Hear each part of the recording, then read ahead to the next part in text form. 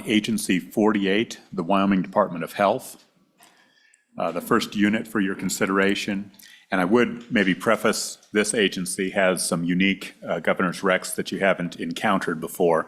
There are denials, so if you move to accept the governor's rec, you are defeating the agency request.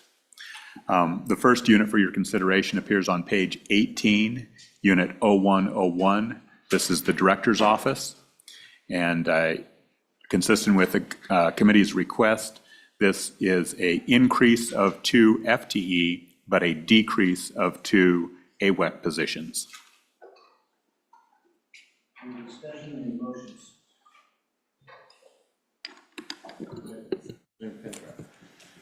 Thank you, Mr. Chairman. I don't know whether I can do this or not, but in the interest of time, I would like to move lines 37 through 43 that we accept the governor's recs. That would be units 101 and 401. Mr. Richards, is there any issue with us expediting that? No, just to be clear, we would typically read those off for you if that's acceptable. Please do.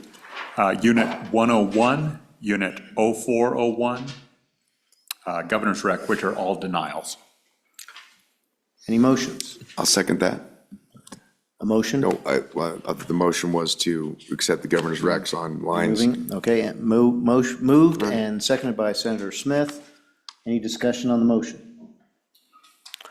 All right, no discussion. All those in favor of the motion, say aye. Aye. All those opposed, no. All right, motion passes. This is 2 units, Unit 0401 and 0101. Ms. Chasson, will you please call the roll?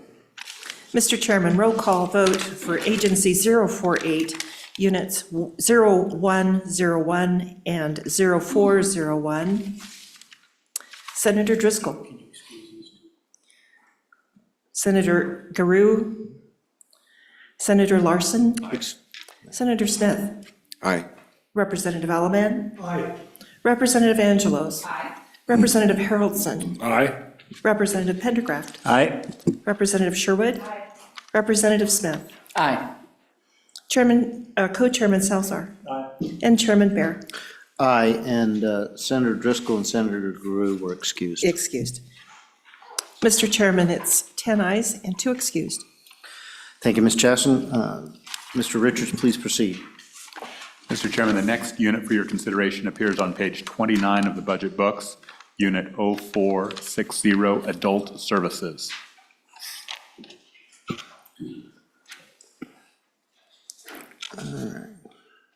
That was 0460, correct, Mr. Richards?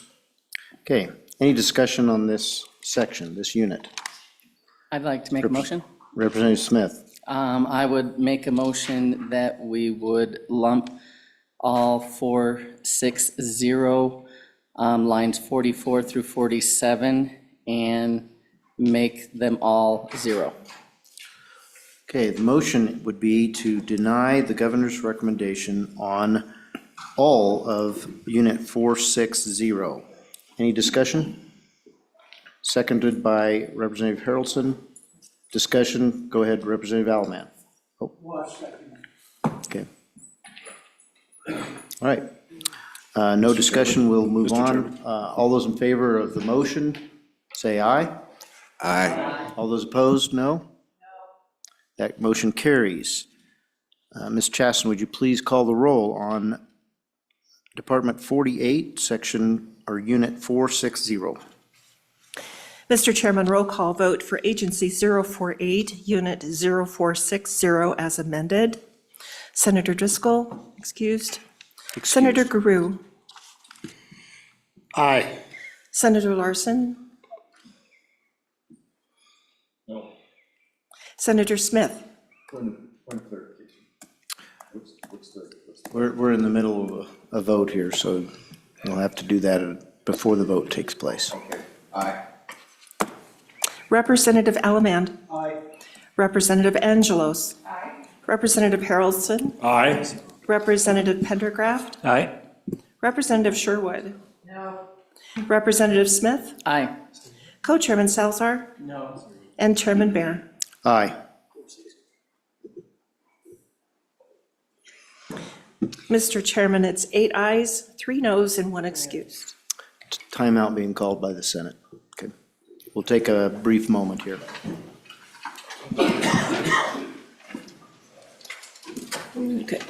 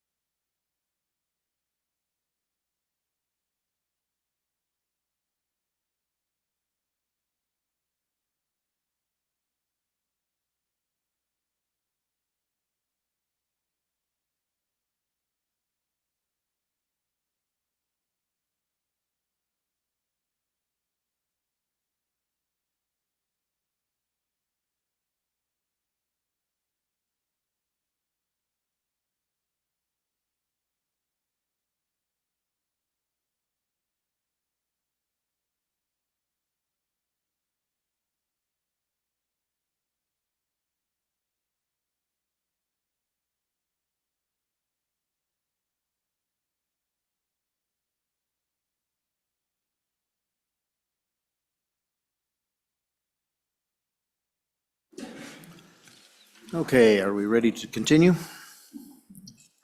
Without objection, we'll continue. Mr. Richards, please continue with section 461. Yes, Unit. Mr. Chairman. The next unit for your consideration is Unit 0461, Children's Services. It appears on page 32 of your budget.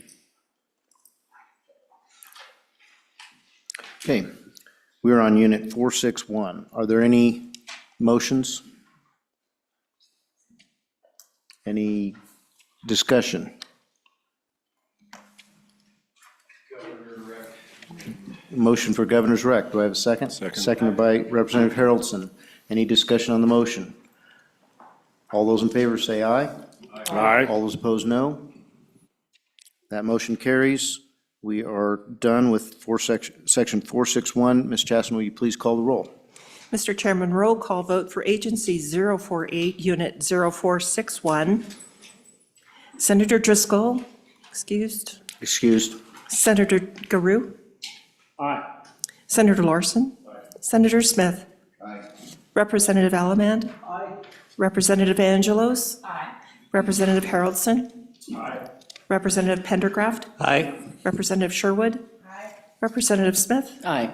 Co-Chairman Salzar. Chairman Bear. Aye. Chairman Bear, 11 ayes, 1 excused. Thank you, Ms. Chasson. I believe there's a motion for an additional unit coming. Mr. Chairman, Go ahead, Senator Larson. can we go to 485 Unit 485?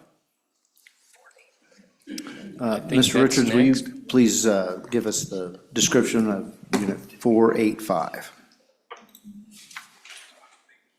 Mr. Chairman, that's not in the book, so let me pull that up. Okay.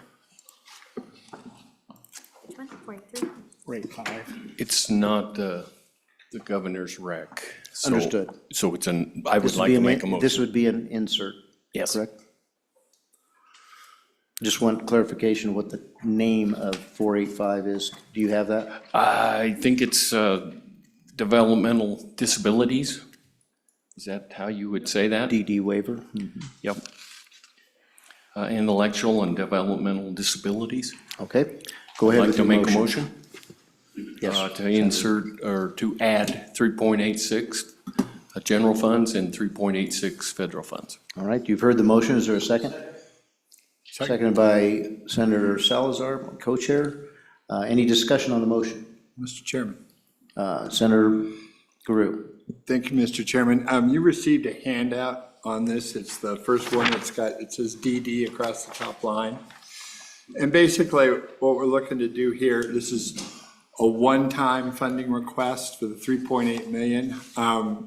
And to provide, and you can just read along, I don't need to read it necessarily to you, but you would just say of this general fund appropriation of 3.86, and then the amount that my good friend from the Bighorns added on there is the federal fund match to make sure that we got them both for this program. This program we've gotten, I know I've gotten a lot of calls from my constituents about it. I know you all have too. There were two ways to do this, to fund it for 2 years, biennialize it and do the whole shot, put it in the standard budget. But we know, we're just trying to get everybody's getting up to speed on this. And so what we thought would be the best thing to do is bring it as a 1 year, one-time ask. And then as we go through another regular process on this, then you can get the whole show. And I'm sure Stefan and the crew would comment on it if asked, but I think this is something that's extremely necessary, and I urge your support. Thank you for the description there, Senator Guru. Senator Larson. Mr. Chairman, thank you, Senator Guru. I did not mention that it's, I would like it to include 1 year funding only. Okay, I think it being an add to the supplemental budget, that would be inferred 1 year funding. Mr. Chairman, Go ahead, Representative Angelos. if this is friendly, Senator Larson, would you want to use the footnote? Because this also dictates where the funds can only be spent.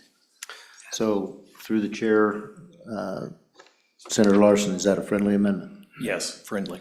Okay, that's considered a friendly amendment to the amendment. Any questions about the amendment to the amendment? Can I get a second on the amendment to the amendment? Seconded by Senator Salazar. Any discussion? All those in favor of the amendment to the amendment, state aye. Aye. All Aye. those opposed, no. That carries. Back to the amendment. Any discussion about the amendment? Okay. All those in favor of the amendment, say aye. Aye. All those opposed, no. That carries.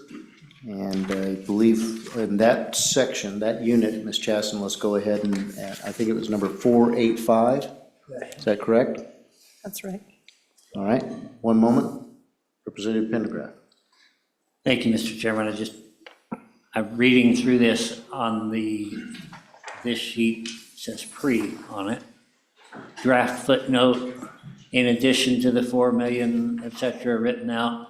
And Separate. excuse me, Wrong one. 4,300,000, okay, Yep. I'll retract that. I misread it. Okay, Mr. Chairman, yeah, that's coming up. okay. All right, different section. Different section. Go ahead, Mr. Richards, before we vote. Yes, Mr. Chairman, just for a clarification, as indicated on the handout, this is Unit 0483. I think some folks were All right, referring it to. thank you for that clarification. Unit 483, as amended, and, well, as inserted, I should say. Ms. Chasten, please call the roll. Mr. Chairman, go ahead. Go ahead, Senator Larson. We're going to get to see this. we have a Ms. correction, Chasten, I we'll get to think. this vote eventually. Go ahead, Senator Larson. Mr. Chairman, I think there's a little confusion, and I think it's 485, but they're discussing it. Okay, we'll give them just a moment to ensure that we have the right unit number. Oh, did I do it wrong? Go ahead, Mr. Richards. Excuse me, the agency requests it be in 0485. Okay, so back to 485. Any questions? We're voting on 485. All right, Ms. Chasson, please take the roll on Unit 485. Mr. Chairman, roll call vote for Agency 048, Unit 0485 as amended. Senator Driscoll, excused. Senator Garou. Aye. Senator Larson. Aye. Senator Smith. Aye. Representative Allamand. Aye. Representative Angelos. Aye.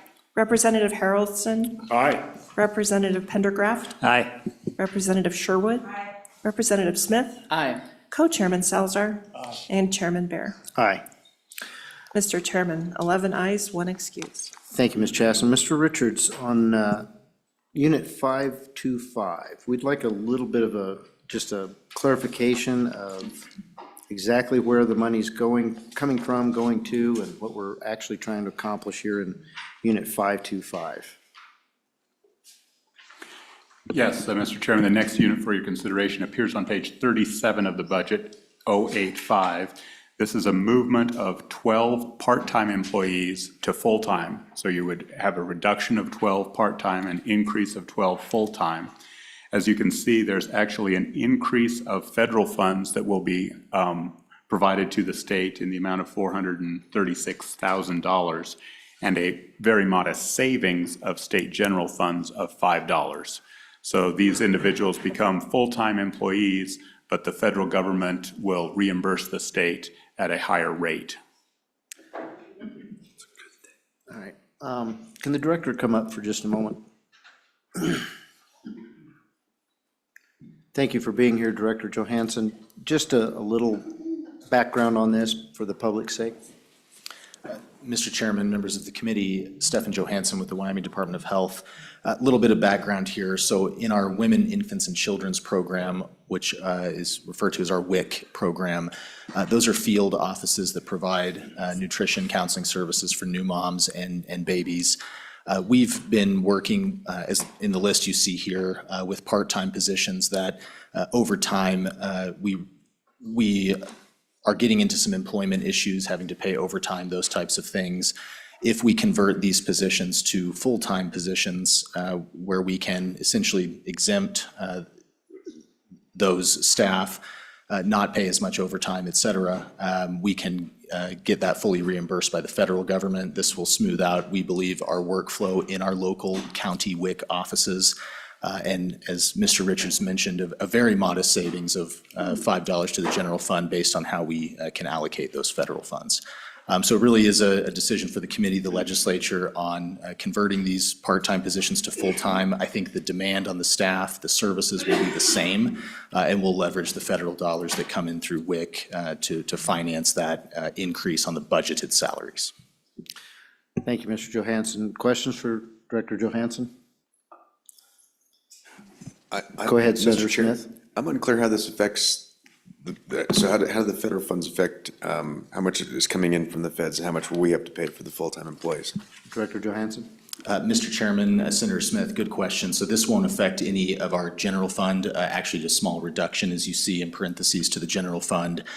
The increase of converting the part-time, 12 part-time positions to full-time will be financed fully with the federal funds we already have available in the unit.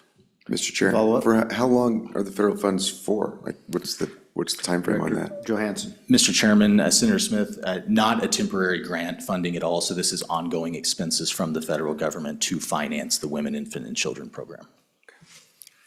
Thank you, just answered my question. Any further questions for the director?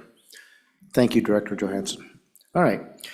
Do we have a motion on, excuse me, Mr. Richards, go ahead. Mr. Chairman, just a point of clarification. The governor is also requesting this unit funding become effective July 1. If you intend to adopt this, that would be an appropriate amendment. Okay. Any questions or comments on this unit? Any motions? Accept governor's recommendation. Second. Okay, just to be clear, Mr. Richards, Including- accepting, okay, Including the July 1st enacting date. all right. Thank you, Mr. Harrelson, or Representative Harrelson, seconded by someone over here, Senator Larson. You've heard the motion. All those in favor of the motion say aye. Aye. All those opposed, no. That motion carries. And that finishes Unit 525. Ms. Chasson, would you please take the roll? Mr. Chairman, Agency 048, Unit 0525. Senator Driscoll excused. Senator Guru. Aye. Senator Larson. Aye. Senator Smith. Aye. Representative Alaman. Aye. Representative Angelos. Representative Haroldson. Aye. Representative Pendergraft. Aye. Representative Sherwood. Representative Smith. Aye. Co-Chairman Salzar. And Chairman Bear. Aye. Mr. Chairman, 11 ayes, 1 excused. Thank you, Ms. Chasson. All right, now we have 2 units that have been denied by the governor. I'd like to combine those unless there's any objection from the committee. Seeing no objection, we're combining units 526 and 2510. Governor's recommendation is to deny. Is there any discussion? Any motions? Representative Pendergraft. Move to accept the governor's rec. The motion is to accept the governor's rec. A second? What? My co-chair, go ahead.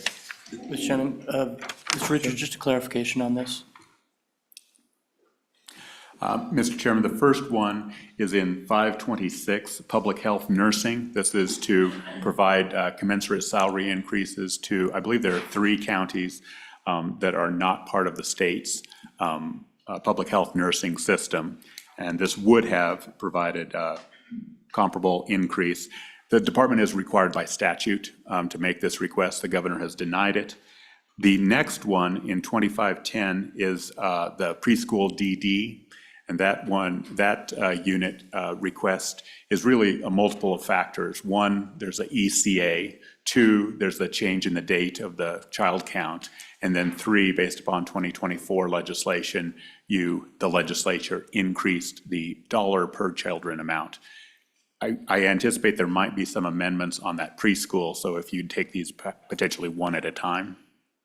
Okay, so I do hear an objection then. We will go ahead and do these one at a time. We're on Unit 0526, denied by the governor. Any motions? I motion to Move to accept. Thank you, Mr. Chairman. Move to accept the governor's rec here. Motion to accept the governor's rec. Do I have a second? Second by Representative Angelos. Any discussion? Okay, all those in favor of the motion say aye. Aye. All those opposed, no. That motion carries. On to, we'll go ahead and close this out with a roll call vote. Ms. Chasson? Section 526. Mr. Chairman, roll call vote for Agency 048, Unit 0526. Senator Driscoll excused. Senator Guru. No. Senator Larson. No. Senator Smith. Aye. Representative Alaman. Aye. Representative Angelos. Aye. Representative Haroldson. Aye. Representative Pendergraft. Aye. Representative Sherwood. Aye. Representative Smith. Aye. Co-Chairman Salzar. No. And Chairman Bear. Aye. Mr. Chairman, it is 8 ayes and 3 no. All right, that, we're closed out on 526, and now we'll go on to 2510. Heard the description of it. Are there any motions? Mr. Chairman? Senator Guru. I do have a motion, and it is now the second motion, second motion that's in your inbox. Basically, this is on the, not on the ECA, it leaves the ECA alone, but works on the components around the ECA. And so the draft, trying to see here, the footnote says here, it says, in addition to the $4,378,861 appropriated from the Public School Foundation Program account, that's S5 in your account book, in this division of this general fund appropriation, $4,160,700, that's $4,106,700, for services for preschool children as provided by Wyoming Statute 21-2-706, beginning July 1st, 2025. It's the intent of the legislature that this is general fund and that this is Public School Foundation Program account appropriation. be doubled and included in the department's health budget, standard budget, for immediately succeeding fiscal biennium. This appropriation shall not be transferred or expended for any other purpose. And then as you see below that, the explanation is that the Department of Health by direction statute requested both an increase in the per-child payment for preschool children with the development of delays and disabilities and the external cost adjustment. This amendment does not provide for an external cost adjustment. And that's important because of some of the ramifications of doing that and the maintenance of effort and all that goes. And that's why I believe that the governor, Lord, that we raised it last year and he didn't address it this year. But what we're doing here is that, I go back to where I was reading again. Rather, it just provides over 1/2 of the appropriation to align the per-child amount with the amount the legislature adopted into law but did not fund last year in Senate File 19. The department has access to previously appropriated but unexpended funds from the Public School Foundation Program, which could be brought in, used to assist in bringing this amount even closer to the adopted child amount. So in other words, we're trying to allocate some dollars so we can get access to some other dollars that have been previously appropriated that can't be right now. And so to bring that forward, but not in such a way that it ties us to an annual funding spend, that we would do, we could take a look at maybe next year and talk about it in full measure. So that's basically what the amendment would do. Okay. You've heard the motion. Is there a second? Second. Seconded by Representative Sherwood, and we're going to take a brief break.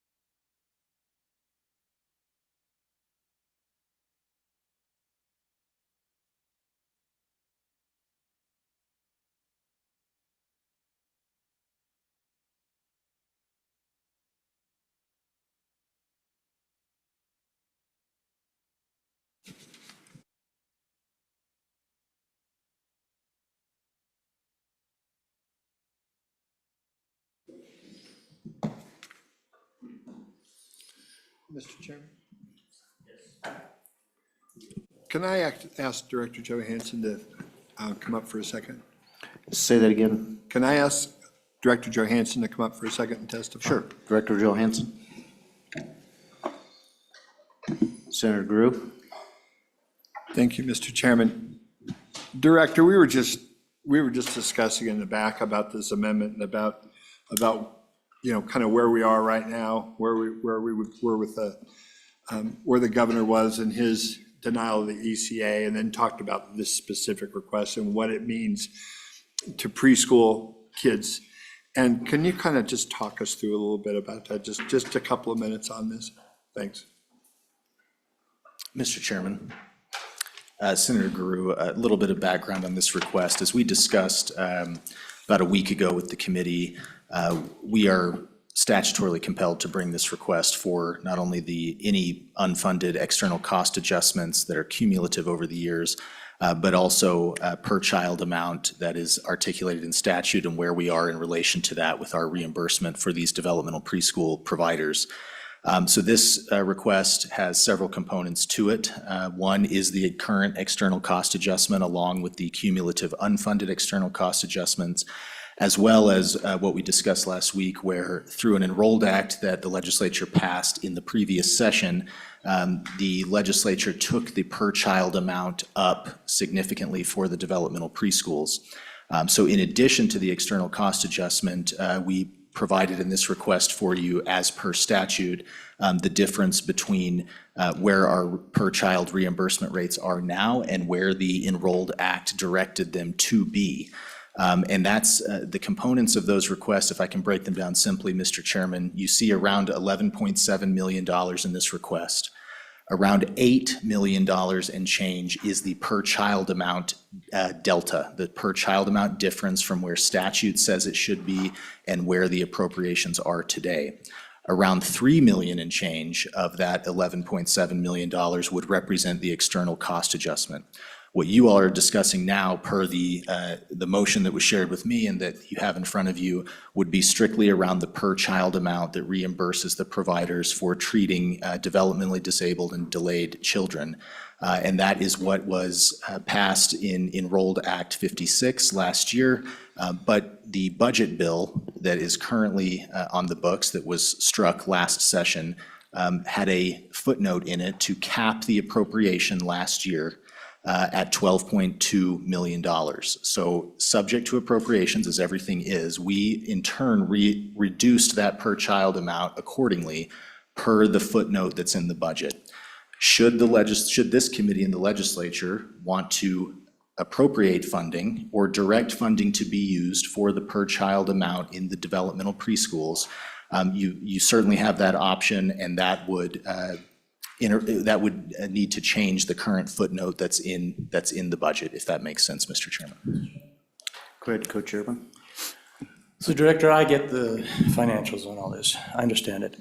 I would like you to explain to me specifically if this is dealing with DD children and what specifically the program does for them. Director Johansson. Mr. Chairman, Co-Chairman Salazar, happy to do that. This program has two components, and it's for developmentally disabled and developmentally delayed children ages birth 0 through 2, and in the other program, ages 3 to 5. What the program does is for children that are identified with specific developmental disabilities or delays, so think of autism spectrum disorder, dyslexia, vision, hearing problems, physical disabilities. The program through our regional child development centers provides services to them, both educational in the special education environment, as well as some physical or medical type services, especially for your birth to 2-year-olds, in the attempt to catch them up so that they enter the K through 12 system or enter kindergarten with typically developing peers. That's the basic mission and function of this program. In the per child amounts that we're talking about, what the department does every year based on the legislature's action, we take the number of children that are identified as clinically eligible for the services, and multiply that by the current authorized or appropriated per-child amount, and that governs what we reimburse the providers on a per-child basis for 1 year of service. So Director Johansson, if I could describe it, we're not only, well, we're making up for lost time in the past. So this would be an improvement from the status quo, from our predecessors.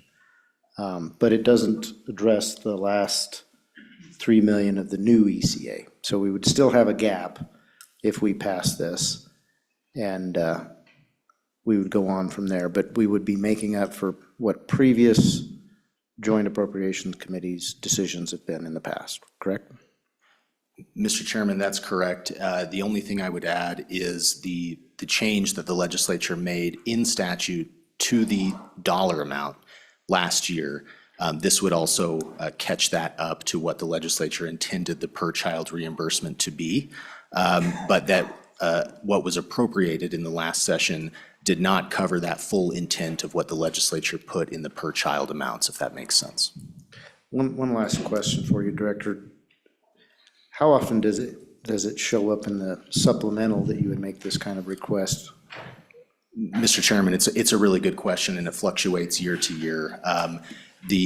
The reason you see this both in budget sessions and supplemental sessions is always dependent on what the external cost adjustment that essentially gets calculated in the K through 12 system and ultimately passed down to this system because of the special education components to it.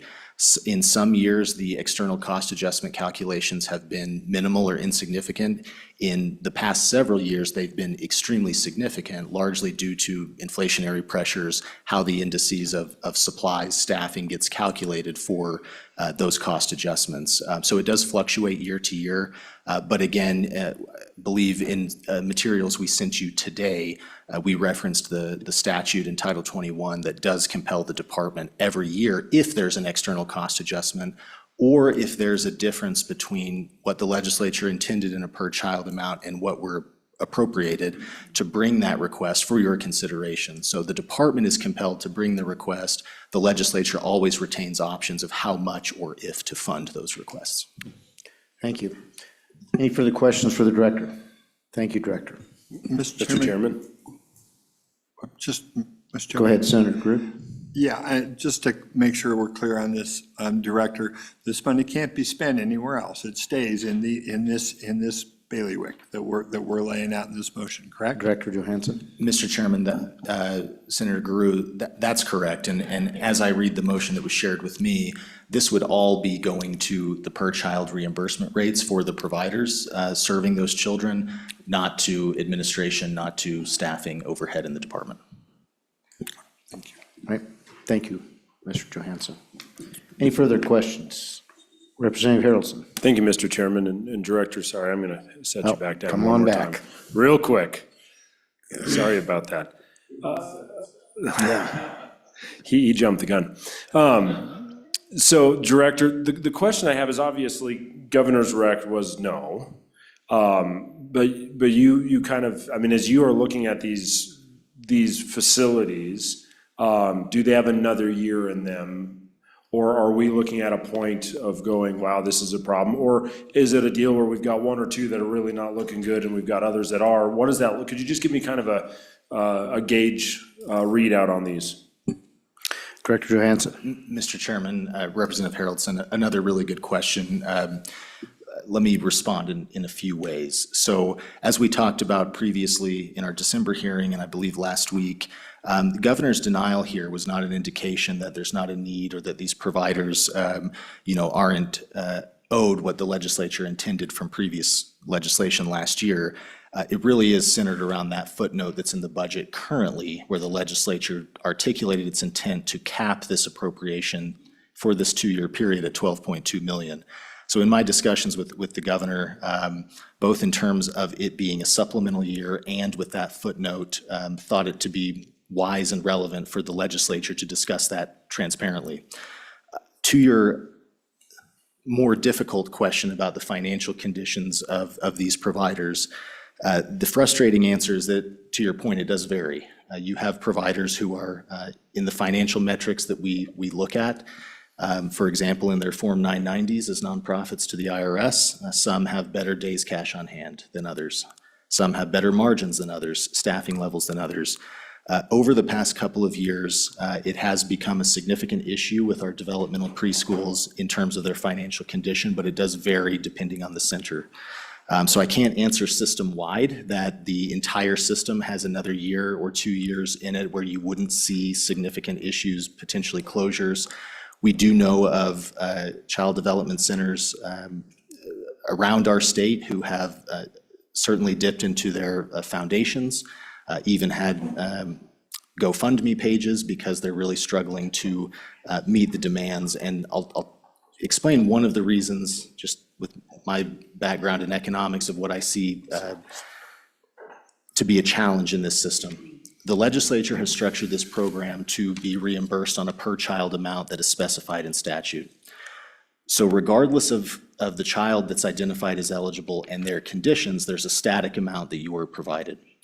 So a child who's identified with a speech delay that could require a couple hours of service a week or even a couple hours of service a month is reimbursed the same as a severely or significantly disabled child who requires much more service. And that's really on the provider to work into their staffing model, business model, et cetera. So again, I know it's a frustrating answer, but it really varies depending on the center. I do think while the legislature retains options of how much to fund, both in the per child amount or the ECA, you certainly have those options. And in this system, I think for the types of children that are being served and the demand that we're seeing on the providers, my response would be, I think anything helps here and potentially staves off some of the challenges we've seen across the industry, not just this one, in the difficulty to staff, the inflationary pressures we've seen certainly over the past three or 4 years that have been significant in staffing, in supplies, in just delivering that infrastructure. Mr. Chair. Mr. Chair. Co-Chair Salazar. Thank you, Mr. Co-Chair. So Director, you raised an interesting point. You've classified this as significantly disabled children. We have a DD program. So would you agree that we are talking about extremely vulnerable children with this program? Mr. Chairman, Co-Chairman Salazar, almost universally, yes. Thank you. Mr. Chair. Senator Smith. So just want to clarify on some of the numbers. You said that about 12.2 million over the biennium has been designated for this program. How many kids are there approximately that are in this program? Go ahead, Director. Mr. Chairman, Senator Smith, currently, as of this month, in the birth to 2-year-old component of this program, approximately 1,700 children receiving services today. And in the 3 to 5-year-old component of this program, approximately 2,100 receiving services today. Okay, so that'd be 3,800. Chair, Senator Smith. Mr. Chair, that'd be, I'm just gonna do some quick math, Mr. Chair. It's 12.2 million, hang on. Some of you probably already have it. 3,800.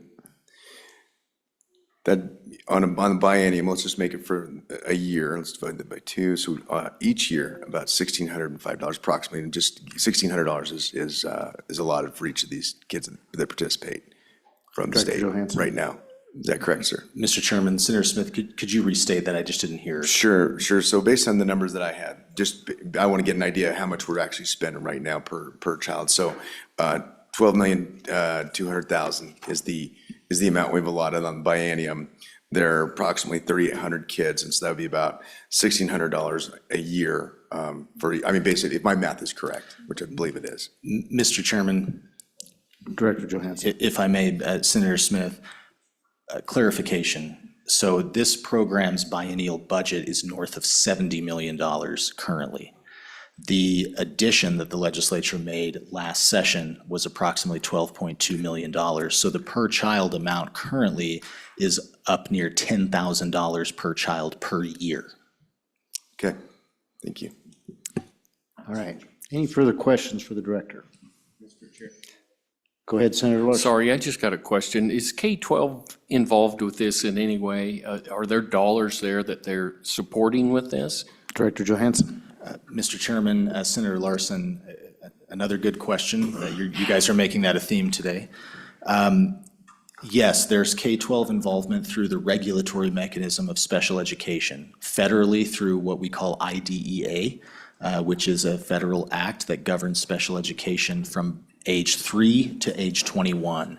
In terms of financial participation, this is mostly insulated to the state general fund and federal funds that you all approve in this program, but we interact in the regulatory sense with both the state and the federal Department of Ed.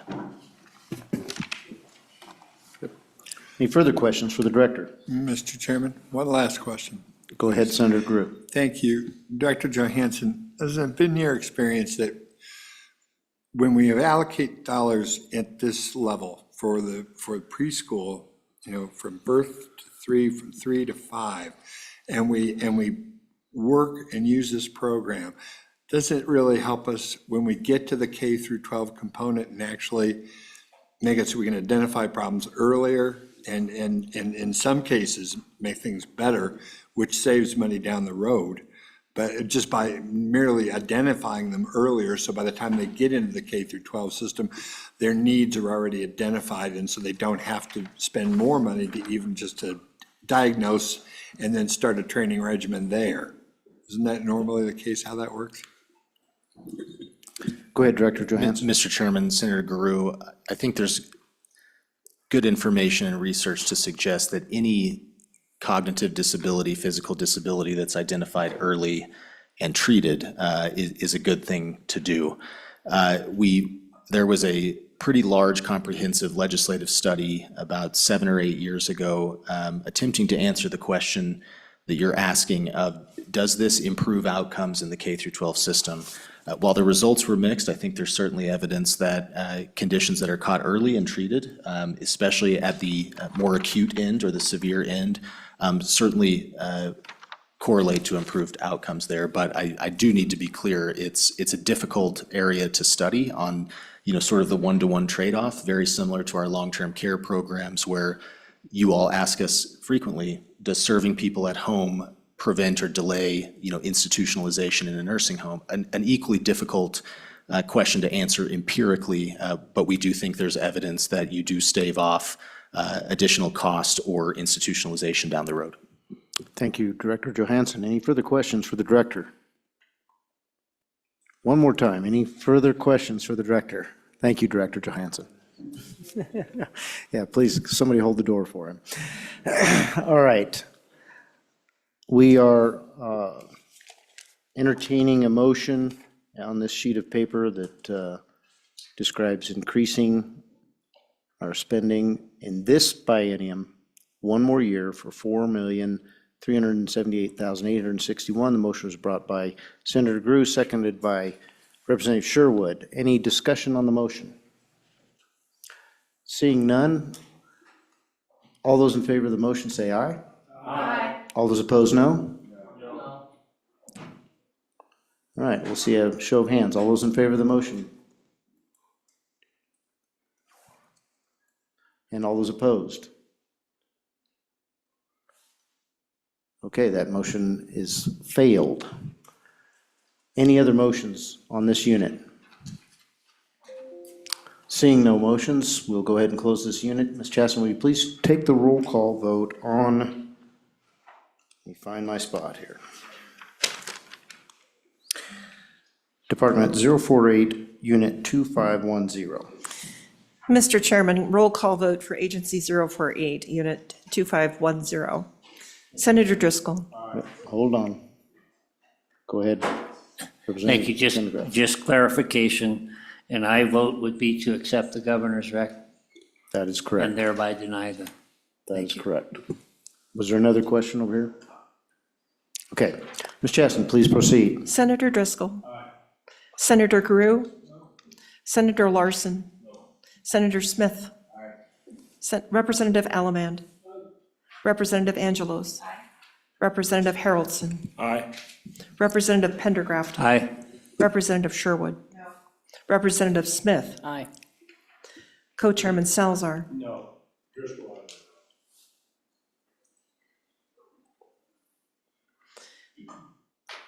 aye.